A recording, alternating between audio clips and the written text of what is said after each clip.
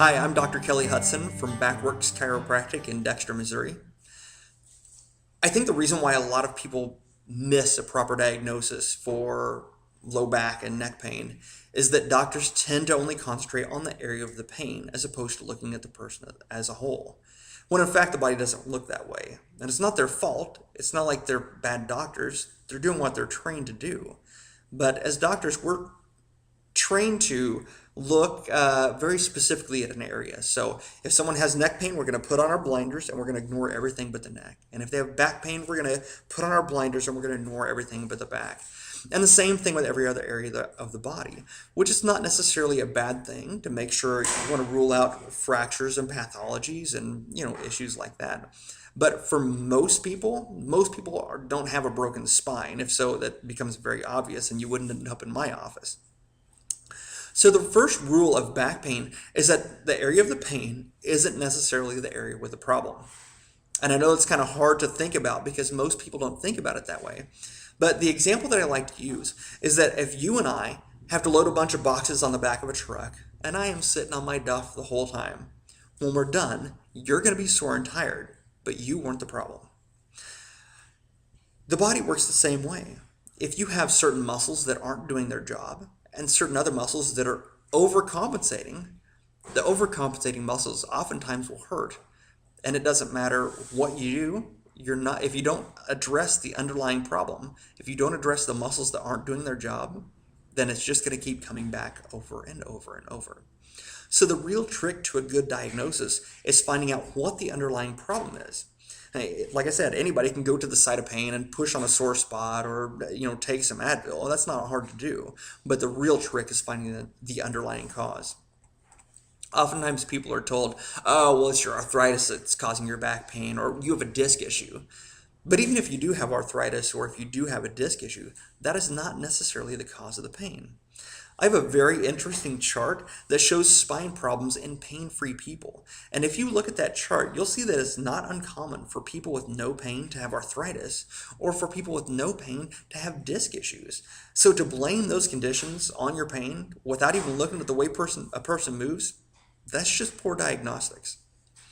When I perform an exam on a patient, what I want to know is what's moving the right way and what's not.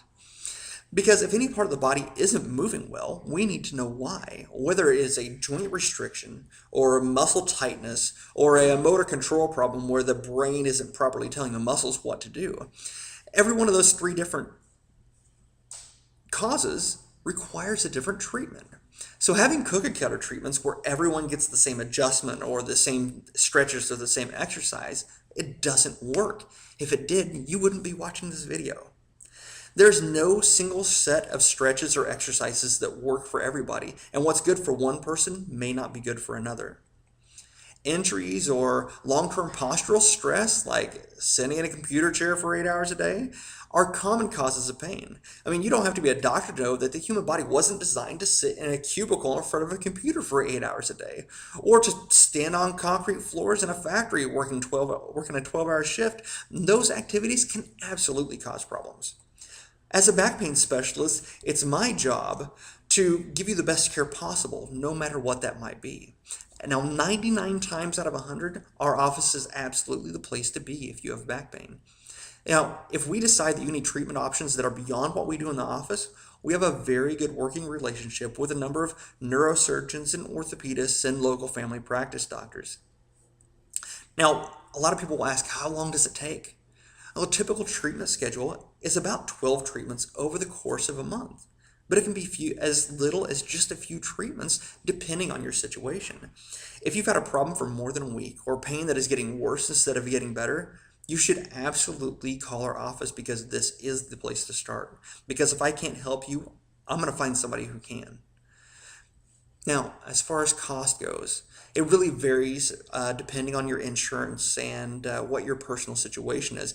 But asking how much cost for treatment is like asking the grocery store how much groceries are. It really depends on what your problem is. And I feel like a politician never giving a straight answer, but it's true. You can't take someone who just tweaked themselves yesterday who's never had a history of problems and give them the same answer as someone who's had back pain for the last 30 years. It just doesn't work that way.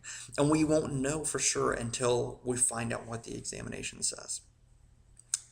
So our office will gladly file insurance for you, and we are preferred providers for a number of different insurance plans.